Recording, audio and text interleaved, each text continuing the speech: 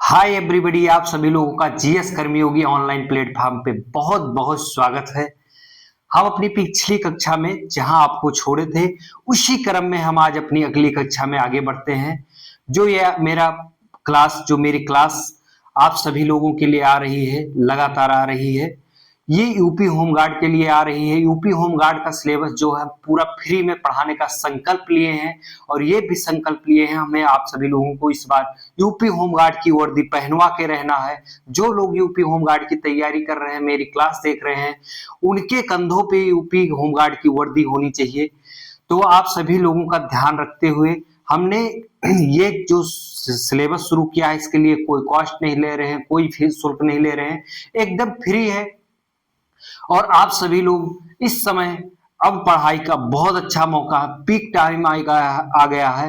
अगर आप इस पीक टाइम पे पढ़ाई करना शुरू कर दिए तो आप सभी लोगों का पेपर बहुत अच्छा होने वाला है। मेरे दोस्त, मेरे बहना, मेरे भाइयों, तो आप सभी लोग आप अपना पढ़ाई करने के लिए अपना सिलेबस सामने लगा लीजिए। जहां भी स्टडी कर रहे हो वहां सिलेबस सामने लगा लीजिए और हर क्लास को देखिए कि आपके सिलेबस में ये क्लास आपके सिलेबस के अकॉर्डिंग कितनी अच्छी आ रही है। आप सभी लोगों का पेपर कितना अच्छा होने वाला है।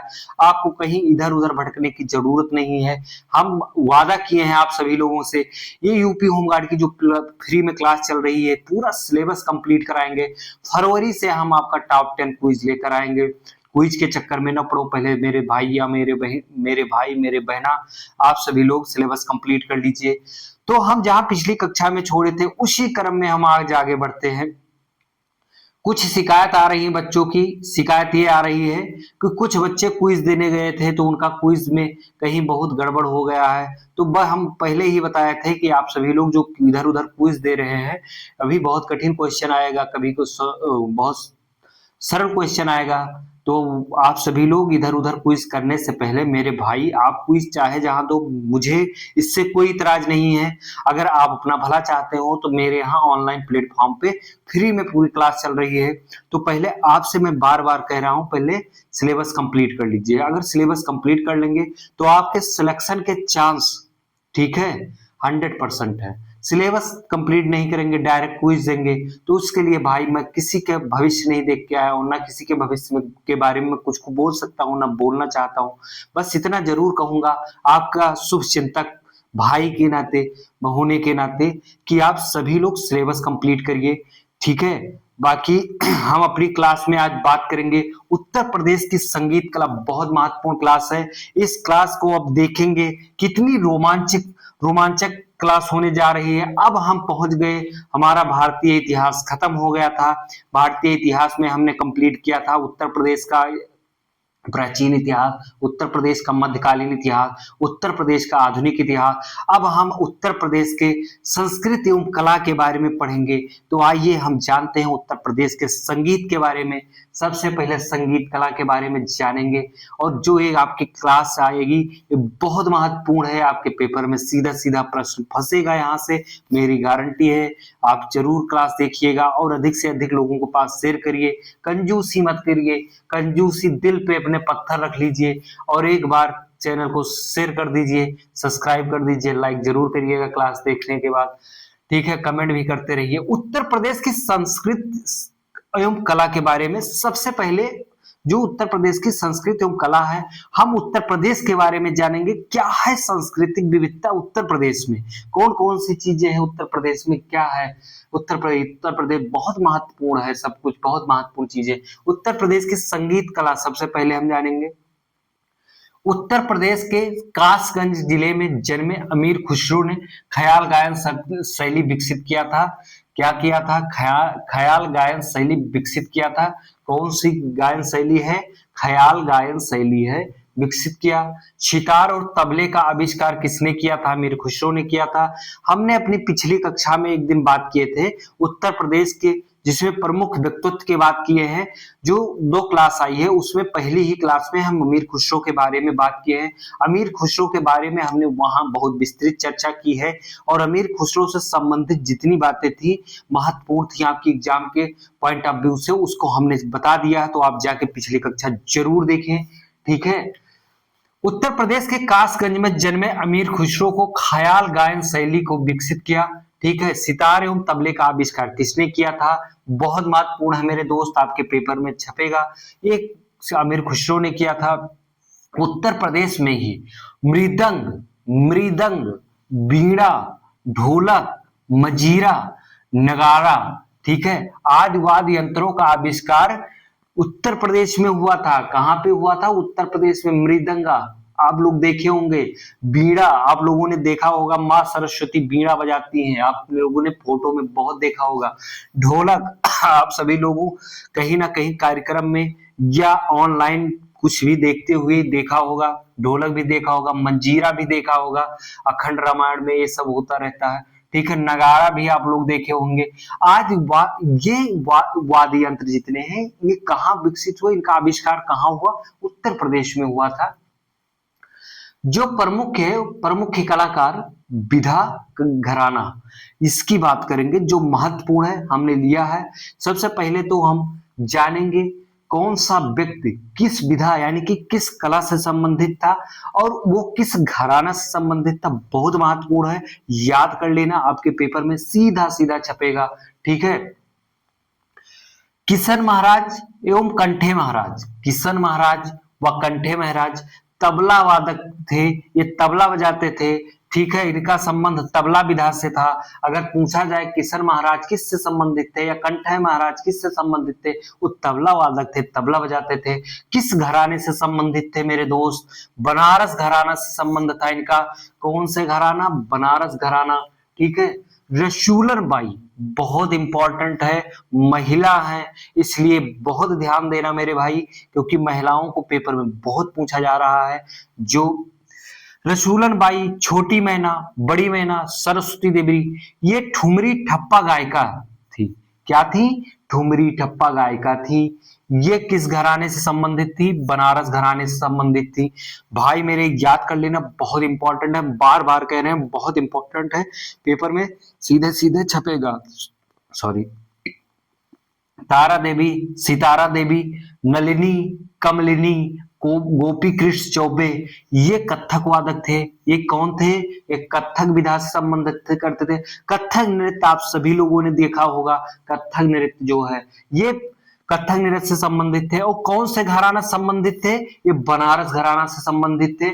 ये बहुत ध्यान देना, अभी आपको आगे मिलेगा। कथक जो था, कथक जो विधा थी वो लखनऊ घराना से संबंधित थे, और जितने व्यक्ति लखनऊ वाले कथक करते थे वो सिर्फ एक ही घराना, लखनऊ घराना से संबंधित। तो आप यहाँ पे भाई आपको अंतर कर समझना होगा, कौन से व्यक्ति बनारस घराना से संबंधित थे जो कथक करते थे, और कौन से व्यक्ति कथक करते थे जो लखनऊ घराना संबंधित थे। ये याद करना पड़ेगा, आपको पढ़ना पड़ेगा।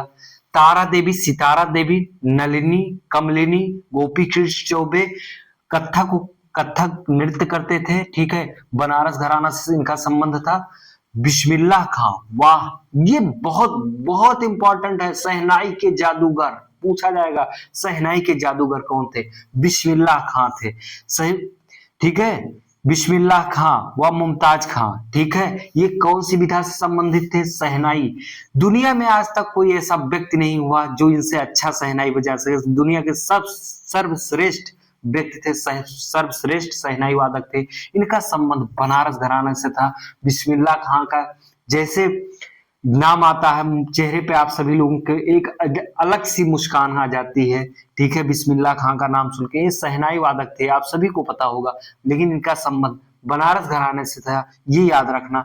सादिक अली खां, ये ख्याल गायक थे। किस विधा के थे? ख्याल गायक। ख्याल गायक किस, अब यहीं से संबंध कर लीजिए, ख्याल गायन शैली की को किसने विकसित किया था? ख्याल गायन शैली का आविष्कार किसने किया था?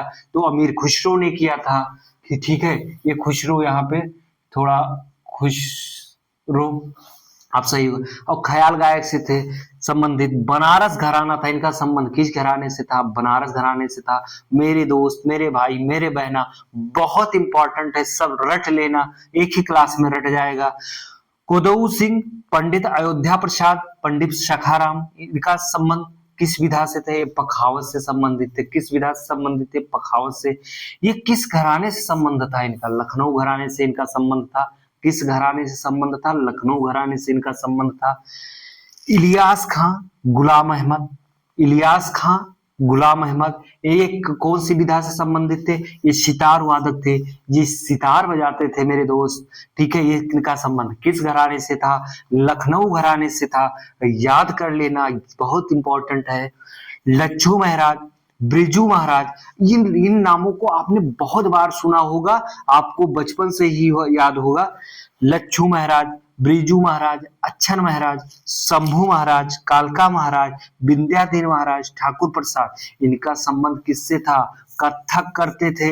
कथक नृत्य आप लोगों ने देखा होगा, बहुत अच्छा नृत्य होता है। ये किस घराने से संबंध था इनका? लखनऊ घराना से संबंध था। अब्दुल करीम खां, देखिए अब्दुल करीम खां, काले खां, गंगूबाई हंगल, भीमसेन जोशी, तारापत चक्रवर्ती, इनका संबंध किस विधा से था? ख्याल गायक थे। ठीक है, इनका संबंध किस घराने से था? किराना घराना से था। इनका संबंध किस घराने से था? किराना घराना था। ठीक है, इनायत अली, इनायत अली किससे संबंधित थे? किस विधा से संबंधित थे? ये किस विधा में परिपूर्ण थे? ये सरोद वादक थे। क्या थे? सरोद वादक से। ये कहाँ के थे? किस घराना संबंध था इनका? शाहजहांपुर घराना से इनका संबंध था। तो इस प्रकार से जितने घराने हैं उनको, उनसे संबंधित कला, उनसे संबंधित व्यक्तियों को याद कर लेना, आपके पेपर में सीधा सीधा छपेगा। और टोटल ये जान लीजिए कितने घराना थे। बनारस घराना 1, लखनऊ घराना 2, किराना घराना 3, शाहजहांपुर घराना 4। कितने घराना थे? ठीक है, 4 घराना थे। ये याद कर लेना मेरे भाई। बिस्मिल्लाह खां बहुत इंपॉर्टेंट है, याद कर लेना आप। ठीक है, तारा देवी, सितारा देवी याद कर लेना। रसूलन बाई याद कर लेना। ठीक है, किशन महाराज, कंठे महाराज याद कर लेना आप। ठीक है, आप लच्छू महाराज, बिरजू महाराज, अच्छन महाराज को एकदम से याद कर लेना। और एक चीज और जान लीजिए, शाहजहांपुर घराने से जितने लोग भी संबंधित थे वो सिर्फ सरोद वादक थे और किसी चीज से संबंधित थे, वो सिर्फ सरोद विधा में परिपूर्ण थे।